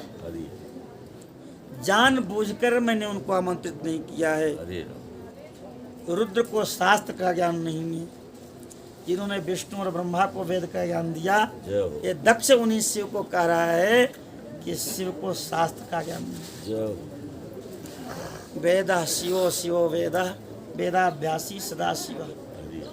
जो निरंतर वेद का अभ्यास करते हैं वो शिव के तत्व को थोड़ा थोड़ा जानते हैं। उन शिव के बारे में मूर्ख कह रहा है कि उनको वेद शास्त्र का ज्ञान नहीं है। कहते हैं कि हमको समझ नहीं थे इसलिए हमने तुम्हारा विवाह शिव के साथ कर दिया, लेकिन अब तुम शांत हो जाओ। अब तुम आ ही गई हो तो अपना भाग स्वीकार कर लो। अब तो भगवती और क्रोधित हुई और शिव की निंदा करने वाले उस दक्ष की ओर दृष्टिपात किया। विचार करने लगी कि अब मैं शिव के पास कैसे जाऊंगी, मैं उन्हें क्या उत्तर दूंगी। तीनों लोकों की जननी पराम्बा सती क्रोध में आकर के पिता से बोली कि जो महादेव की निंदा करता है उसका क्या परिणाम होता है वो सुनो। जो सुनता है निंदा और करता है, गोस्वामी जी एक लाइन में कहते हैं कि हरे हर निंदा सुने जो काना अहोई पाप गोघात समान। भगवान शिव की और विष्णु की निंदा जो सुनता है उसको गोहत्या जैसा पाप। क्या करना चाहिए? कहे अगर सामर्थ्य दिया है भगवान ने तो उसकी जीभ को खींच लेना चाहिए। काटियतासु जीभ जो बसाए। और अगर वो बलवान है, आप समर्थ नहीं हो, तो श्रवण मूंदिनत चलिए पराई, तो वहाँ पर कान मूंद के वहाँ से चले जाना चाहिए। जब तक सूर्य और चंद्रमा हैं तब तक शिव निंदक नरक में पड़ा रहता है। यो निंदते महादेवम निंद्यमानम शृणोति यः ता उभो नरको यातो यावत् चंद्र दिवाकरो। जब तक चंद्रमा सूर्य है तब तक वो नरक में रहता है। और प्रजापति दक्ष, मैं शरीर को भस्म कर दूंगी क्योंकि यह एक शिवद्रोही के अंश से बना हुआ है। इस शरीर में तुम्हारा अंश है, इसलिए इस शरीर को भी मैं रखूंगी नहीं। जहाँ पर मेरे स्वामी का अनादर हो रहा है वहाँ मुझे रुकने का क्या मतलब। और वही बात कहती हैं कि यदि मैं समर्थ हूँ तो बलपूर्वक जीभ काट डालूं तो शिवनिंदा के श्रवण पाप से शुद्ध हो सकती हूँ, लेकिन तुम तुम्हारे पिता हो, मैं ऐसा नहीं कर सकता। इस प्रकार से सती जी को बड़ा पश्चाताप हुआ। उन्होंने शिव जी के वचनों का स्मरण किया और कुपित होकर के सभी देवताओं से कहा कि तुम सब भगवान शंकर के निंदक हो क्योंकि शिव निंदक के साथ हो। दोस्त के भागी हो। ऐसा तो है नहीं कि सर्वज्ञ हो, तुमको पता नहीं है कि इसने यज्ञ क्यों किया, उद्देश्य क्या था, और इसलिए तुम सबको भी अपमानित होना पड़ेगा। और शिव पुराण के अनुसार यहाँ पर वीरभद्र से विष्णु जी भी हार गए हैं। सबके सब देवता अपमानित हुए हैं क्योंकि शिव का अपमान जो कर रहा है उसके साथ में आप हो। आप भी पाप के भागी हो। कृतकारित अनुमोदित, करो पाप करवाओ, या जो कर रहा है उसका साथ दो तो भी उतना ही पाप है। इस लोक में जिनके लिए न कोई प्रिय है न अप्रिय है, जो सदा एक रस हैं, उन शिव का कोई अपमान कैसे कर सकता है। भूल करके भी अगर जिसके मुख से शिव निकल जाता है वह संपूर्ण पाप राशि को भस्म कर सकता है, और तुम साक्षात उन्हीं शिव का अपमान करके अपना कल्याण चाहते हो। अनेक प्रकार से भगवती ने कहा है, कहते हैं कि जो ऋषि महात्मा त्रिकालज्ञ हैं, सर्वज्ञ हैं, वह उनके चरणों का निमाल्य अपने मस्तक पर रखते हैं, क्योंकि जानते हैं कि शिव जी क्या है। हमारा ऐश्वर्य अव्यक्त है। भगवती अपने स्वरूप को बता रही हैं कि मैं तुम्हारी बेटी हूँ, तुम इतना ही जानते हो, इसीलिए मेरा अपमान कर रहे हो। तुम्हारे पास वह ऐश्वर्य नहीं है कि मुझे जान सको। ब्रह्मा जी कहते हैं कि उस यज्ञ में दक्ष और देवताओं से ऐसा कहकर के सती देवी चुप हो गईं और अपने स्वामी शिव का स्मरण करने लगी। शांत चित्त होकर के उत्तर दिशा में भूमि पर बैठ गई हैं। जल का आचमन करके वस्त्र को ओढ़ लिया है। सती होने की यह प्रक्रिया है। पवित्र भाव से नेत्र बंद किए और योग मार्ग में स्थित हो गई। प्राणायाम करके अपान वायु को नाभि चक्र में स्थित किया। जो आचमन बार बार करते हैं तो इससे जो अग्नि हमारी है ऊर्ध्वमुखी हो जाती है, हमारे सारे दोस्तों को भस्म कर देती है। और अग्नि का जो अधिष्ठान है तेज, वो सूर्य लोक है। दीपक में चाहे जैसे मोड़ करके करो, लेकिन ज्योति ऊपर की ओर ही जाएगी। उस तेज का स्मरण किया। उदान वायु को नाभि चक्र से उठा करके हृदय में स्थापित किया और धीरे धीरे उस वायु को बेकुटी में ले आई हैं और अपने शरीर को त्याग की इच्छा से वायु और अग्नि को एक साथ धारण किया।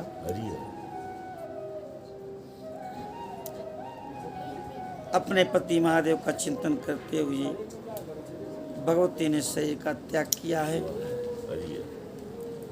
जल करके भस्म हो गई। देवता लोग हाहाकार करने लगे हैं। पूरे त्रैलोक्य में हाहाकार मच गया कि भगवान की परम प्रेयसी सती दक्ष के यज्ञ में जल करके भस्म हो गई।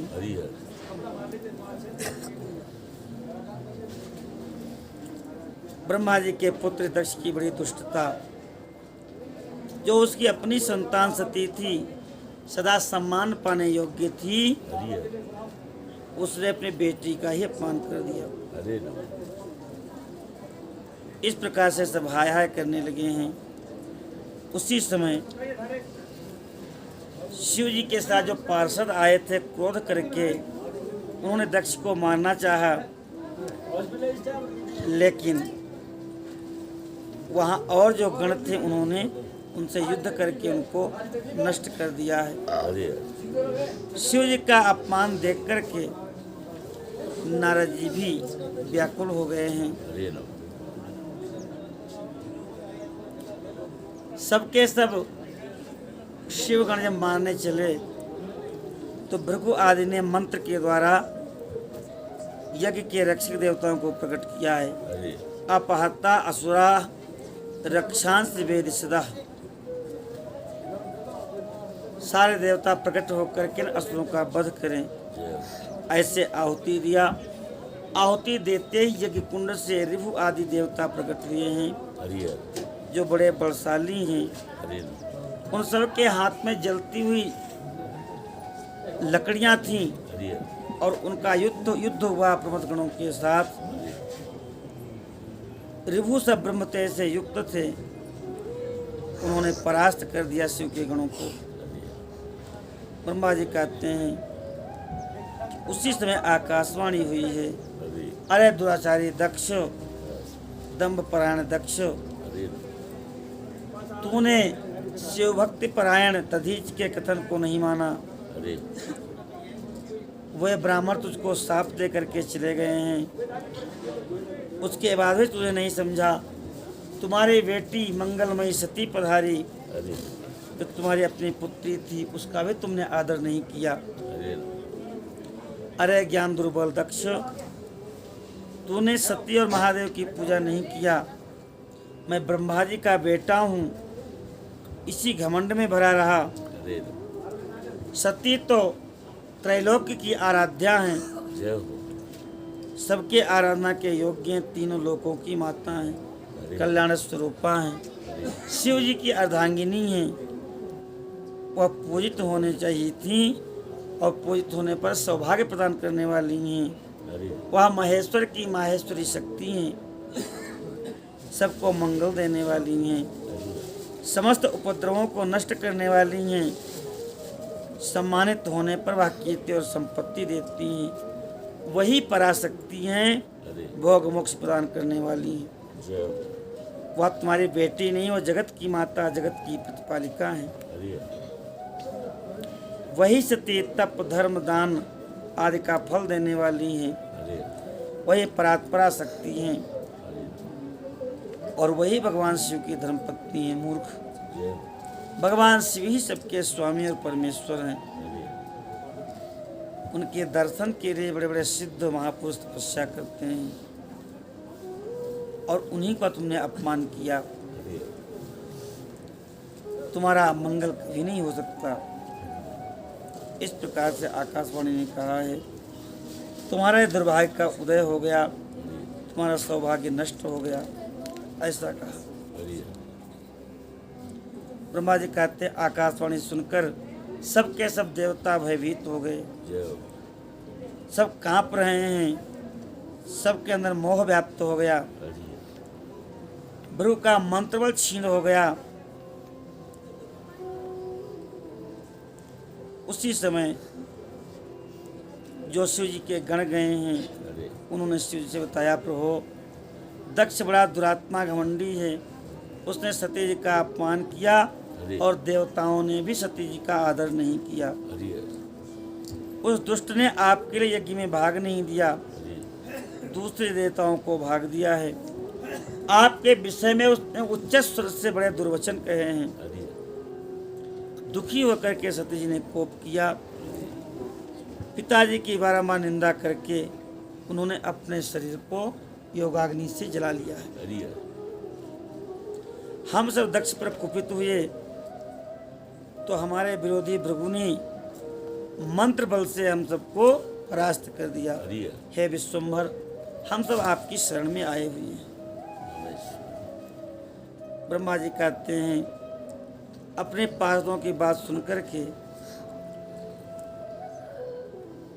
भगवान शिव ने शीघ्र ही तुम्हारा स्मरण किया, मतलब नारद जी का। ये तो अपने लोग हैं, कोई ऐसा विश्वस्त व्यक्ति चाहिए जो सही सही बात बताओ। नारद जी वहाँ पहुँचे, प्रणाम करके खड़े हो गए और सारी घटना पूछी। शिव जी के पूछने पर नारद जी ने सारी घटना बताई है। कहते हैं ब्रह्मा जी कि तुम्हारे मुख से जब सुन लिया तो शिव जी के क्रोध का ठिकाना नहीं रहा। अपार क्रोध किया शिव जी ने और अपनी जटा से एक जटा उखाड़ करके भूमि पर पटक दिया। उस जटा से एक शिव जी का गण उत्पन्न हुआ है। हाथ जोड़ करके खड़ा हुआ और कहा, प्रभु क्या आज्ञा है। अद्भुत स्वरूप है उनका। भूमंडल में चारों ओर से व्याप्त करके खड़ा है।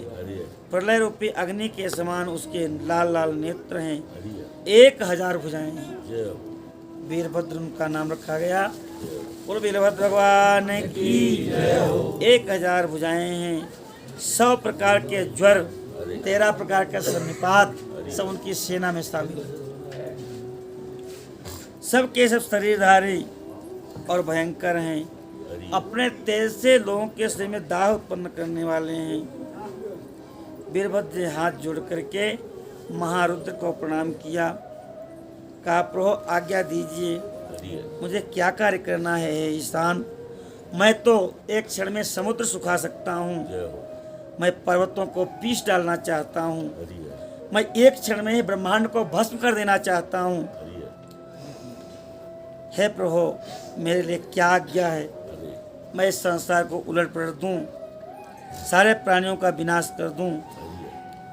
अनेक प्रकार से क्रोध में आकर के कहते, शंभो मेरे अंग फड़क रहे हैं।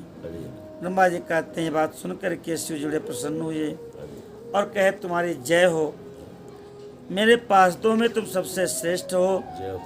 ब्रह्मा जी का पुत्र दक्ष बड़ा दुष्ट हो गया है, उसको घमंड हो गया है, वह विशेष रूप से हमारा अपमान कर रहा है, वह एक यज्ञ कर रहा है।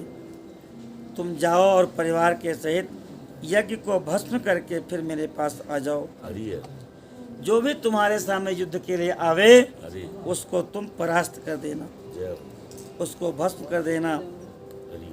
दधीच की दिलाई हुई मेरी प्रतिज्ञा, उसको शपथ का उल्लंघन करके जो देवता ठहरे हुए हैं उनको जलाकर भस्म कर देना।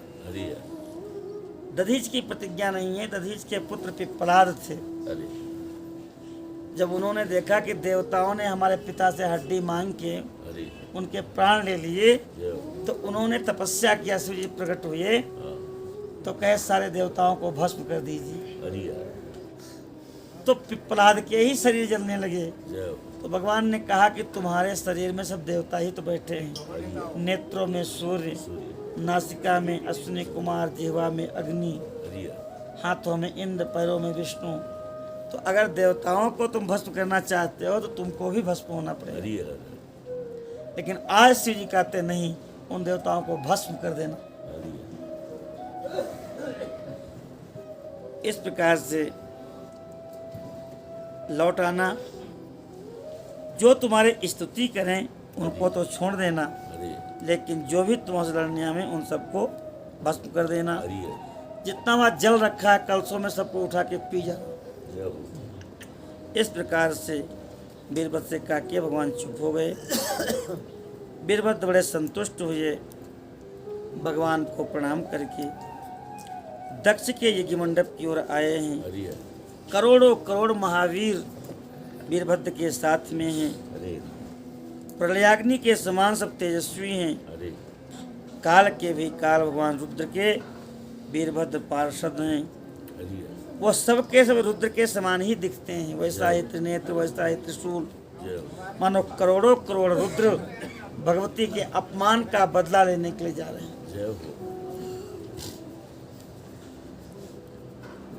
कहते हैं वीरभद्र बड़े भयंकर दिखाई दे रहे हैं। जिस रथ पर वो बैठे हैं उस पे 10,000 सिंह जुटे हुए हैं। अद्भुत स्वरूप है वीरभद्र जी का। बड़े प्रबल सिंह शार्दूल, हजारों हाथी उनके आगे पीछे चल रहे हैं। जो प्रलयकालीन प्रलयंकर कालिका होती हैं, सप्तमम काल रात्रि, वह काली, कात्यायनी, वैष्णवी, वह सब दुर्गा देवी उनके साथ हैं। डाकिनी, शाकिनी, पिशाचिनी, भैरव, क्षेत्रपाल, वो सब के सब शिव की आज्ञा से दक्ष के यज्ञ को विध्वंस करने जा रहे हैं। 64 योगिनियाँ भी शिव जी के अपमान का बदला लेने के लिए वीरभद्र के साथ में हैं। गंभीर ध्वनि हो रही है। सेना के सहित वीरभद्र वहाँ पहुँचे हैं। उधर दक्ष को और सारे देवताओं को अपशकुन दिखाई पड़ने लगे कि कोई बहुत बड़ा अशुभ होने वाला है। दक्ष की बाईं आंख, बाईं भुजा फड़कने लगी। पुरुष के बाएं अंग फड़कना बड़ा अशुभ होता है। दक्ष की यज्ञशाला की धरती डोलने लगी। दिन में ही तारा टूट करके गिरने लगे। दिशाओं में अंधकार छा गया। सूर्यमंडल का जो मंडल है उस पे धब्बे दिखाई देने लगे, छिद्र दिखाई देने लगे। सूर्य के मंडल में छिद्र दिखाई दें तो मानो प्रलय होने वाला। बड़े भयानक शब्द होने लगे। आकाशवाणी प्रकट हुई, बोली अरे दक्ष, तेरे जन्म को धिक्कार है, तू महामूढ़ पापात्मा है। भगवान हर की ओर से आज तुझे महान दुख प्राप्त होगा। अब तू जीवित नहीं रह सकता। ब्रह्मा जी कहते हैं ये आकाशवाणी सुनी, अशुभ लक्षणों को देखा, अत्यंत व्याकुल हो गए ब्रह्मा जी, और वह दक्ष भी व्याकुल हो गया। सबके सब भगवान विष्णु के शरण में गए हैं। भगवान की स्तुति करने लगे। कहे, हे प्रभु, आप ऐसा कुछ कीजिए क्योंकि आप यज्ञ के स्वरूप हैं, इस यज्ञ की रक्षा हो जाए।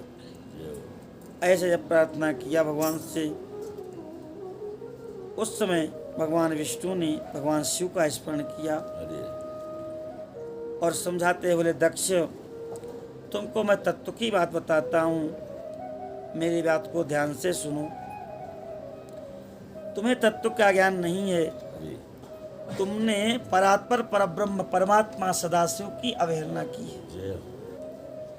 ईश्वर की अवहेलना से सारे कार्य निष्फल हो जाते हैं, और इतना ही नहीं, पग पग पर विपत्तियां आती रहती हैं। जहाँ पर अपूज्य की पूजा होती है, पूजनीय का अपमान होता है, वहाँ पर 3 चीजें होती हैं, दुर्भिक्षम मरणम भयम। अपूज्याः यत्र पूज्यन्ते पूजनीयो न पूज्यते त्रीणि तत्र भविष्यन्ति दारिद्र्यम मरणम भयम। जहाँ योग्य व्यक्ति का पूजन नहीं होता, अयोग्य व्यक्ति का पूजन होता है, वहाँ पर दुर्भिक्ष, मृत्यु और भय अपने आप आ जाते हैं। कोई भी तुम्हारी मृत्यु को टालने में समर्थ नहीं है। भगवान का वचन सुनकर के दक्ष चिंता में डूब गया। उसका जो मुखारविंद था, वो जैसे हल्दी से किसी ने मुख में पोत दिया हो, घोल करके ऐसा पीला हो गया। वीरभद्र अपने सेना के सहित पहुंच गए हैं। सब के सब बड़े निर्भय और पराक्रमी हैं। पूरे पर्वत भूमि सब के सब कांपने लगे हैं। समुद्र में ज्वार आ गया, सातों द्वीप पृथ्वी व्याकुल हो गई। समस्त लोगों को विनाश करने में समर्थ जो देवता थे वह भी चकित हैं। उस सेना को देख के दक्ष के मुंह से मानो खून निकल आया। वह भगवान विष्णु के चरणों में गिर गया, पाए पाए मेरी रक्षा करो। हे प्रभु, हमने आपके बल पर ही यज्ञ का आरंभ किया था। सत्कर्म की सिद्धि में आप ही प्रमाण हो। आप मेरे यज्ञ की रक्षा करो। दक्ष की बात सुनकर के भगवान विष्णु दक्ष को समझाने के लिए बोले, दक्ष, मुझे तुम्हारी यज्ञ की रक्षा करनी चाहिए, क्योंकि धर्म का पालन करना, उसकी रक्षा करना मेरी प्रतिज्ञा है। लेकिन इस समय तुम अपनी क्रूरता को त्याग दो। देवताओं के क्षेत्र नैमिषारण्य में जो घटना घटित हुई थी, उसका तुमको स्मरण नहीं है। तुम भूल गए हो। भगवान रुद्र से कोप से तुम्हारी कोई रक्षा नहीं कर सकता। जो भी तुम्हारे रक्षा को उद्यत होगा, उसका भी अपमान होगा। कर्म क्या है, अकर्म क्या है, विकर्म क्या है, ये कुछ भी समझने की क्षमता तुम्हारे अंदर। एक गाय देने से जीव बैतरणी से पार हो जाता है। और राजा मृग कहते हैं कि जितने धरती में कण हैं, यावत्या सिकता भूमौ यावत्यो द्वितारका यावती वर्षधाराश्चा तावती रथदास्मकाः। जितनी वर्षा में धाराएं हैं, जितने धूलि में कण हैं, जितने आकाश में तारे हैं, उतनी गौएं हमने दान किया है। और फिर भी गिरगिट हुए बाबा कोप पड़े, कर्मगत टारे नहीं करे। तो कर्म क्या है, इसको जाना दक्ष तुम्हारे बस की बात नहीं। तुम स्वकर्म समझो और उसको करो, विक्रम समझ के उसका त्याग करो। भगवान शिव के अलावा दूसरा कोई कर्म कल्याणकारी शक्ति देने वाला नहीं है। जो शांत है, ईश्वर में मन लगाकर उनकी भक्ति करता है, भगवान शिव तत्काल उसके फल को देते हैं। जो केवल ज्ञान का सहारा लेकर के ईश्वर को नहीं मानता, अनीश्वरवादी है, वो सैकड़ों कोटि कल्पों तक नरक में निवास करता है। केवलम ज्ञानमाश्रित्य निरेश्वर परा नराः निर्यम ते च गच्छन्ति कल्पकोटि शतानि च। इसलिए तुमको इस कष्ट का सामना करना पड़ेगा।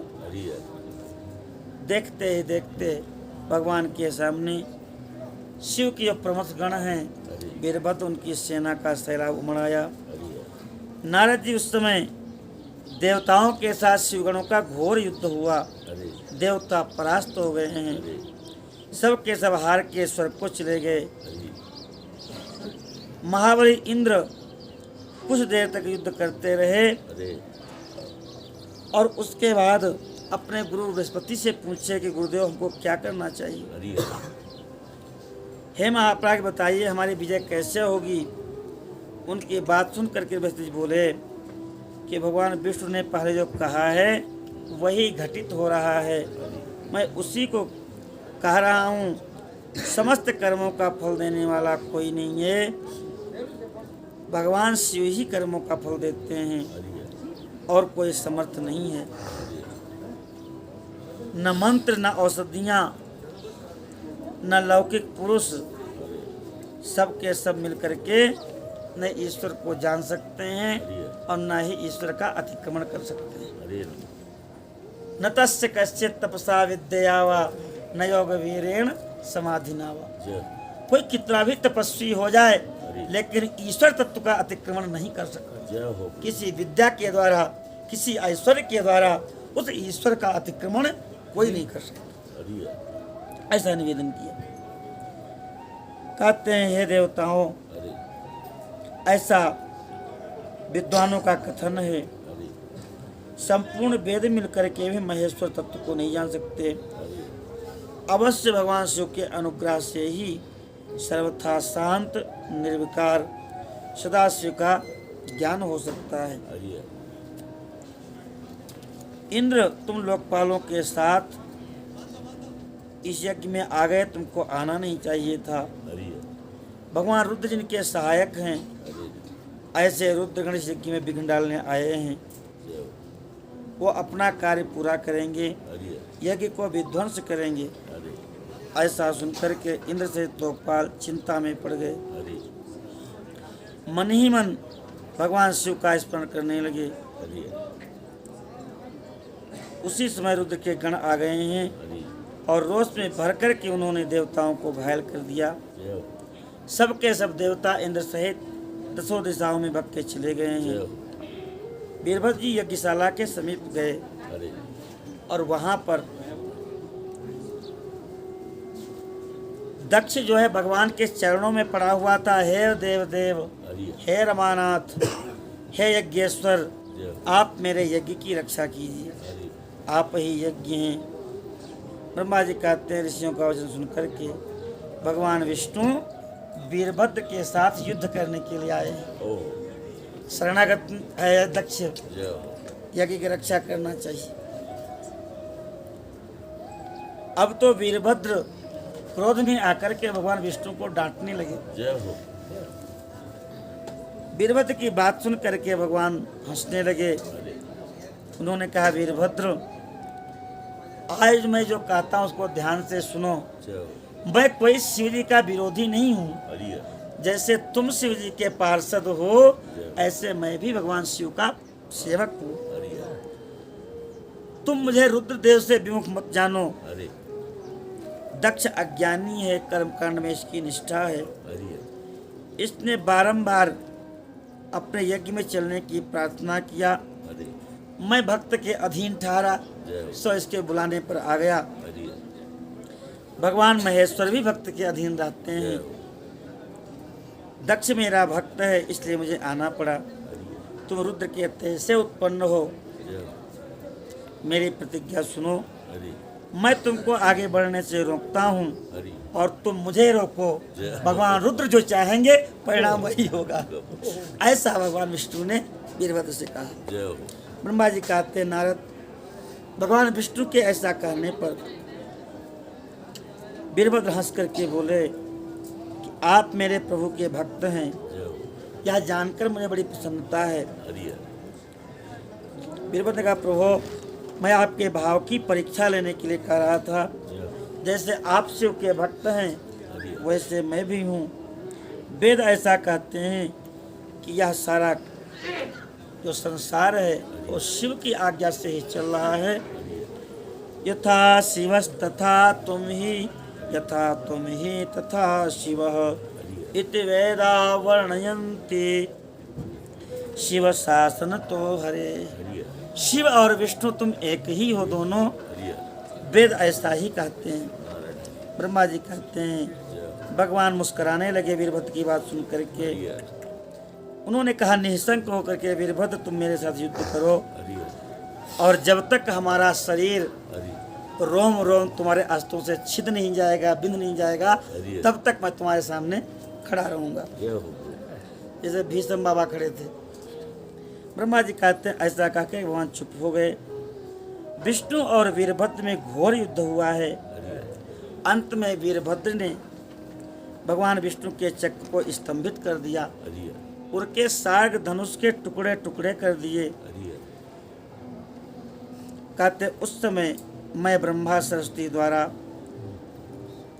बोधित हुआ, असहित संपन्न जान करके वहाँ से अंतर्ध्यान हो गए भगवान विष्णु। और देवता भी भगवान शिव की महिमा को जान करके वहाँ से अंतर्ध्यान हो गए। यज्ञ साक्षात मृग का रूप धारण करके वहाँ से भाग गए, क्योंकि शिव जी यज्ञ का ध्वंस नहीं कर सकते। तो यज्ञ का रूप था वो पहले ही वहाँ से निकल करके चला गया। उसके बाद जो देवता बचे थे उनके अंग भंग किया है। प्रतापी मणिभद्र ने भृगु को उठा करके पटक दिया, उनके छाती पर चढ़ गए और उनकी दाढ़ी मूंछ को उखाड़ लिया। चंड नाम के जो गण थे उन्होंने पूखा के दांत उखाड़ लिए, क्योंकि शिव जी का अपमान हो रहा तो हंस रहे थे। और नंदी ने भग को उठाया और उनकी दोनों आंखें निकाल ली, क्योंकि अब शिव जी को दक्ष श्राप दे रहे थे तो आंखों के संकेत से कह रहे थे बड़ा अच्छा कर रहे हो। बाकी जो तंत्र मंत्र थे वह सब भी चले गए। ब्रह्मा का पुत्र दक्ष अंतर्वेदी में जाके छप गया। वीरभद्र जी बलपूर्वक पकड़ के ले आए और उसके मस्तक पर तलवार से प्रहार किया, लेकिन मंत्रों के प्रभाव से दक्ष का सिर अभेद्य हो गया था, वह कटा नहीं। तो वीरभद्र ने गर्दन को ही मरोड़ करके गर्दन से सिर अलग करके यज्ञशाला में डाल दिया। इसके बाद जैसे सूर्य घोर अंधराज का विनाश कर देता है, ऐसे ही विध्वंस करके भगवान वीरभद्र पुनः कैलाश पर्वत पर आ गए हैं। लक्ष्मण भगवान की, श्याम सदा भगवान की। विष्णु के विषय में लंबी कथा समय कम है, कीर्तन करके यहीं पर विराम करते हैं।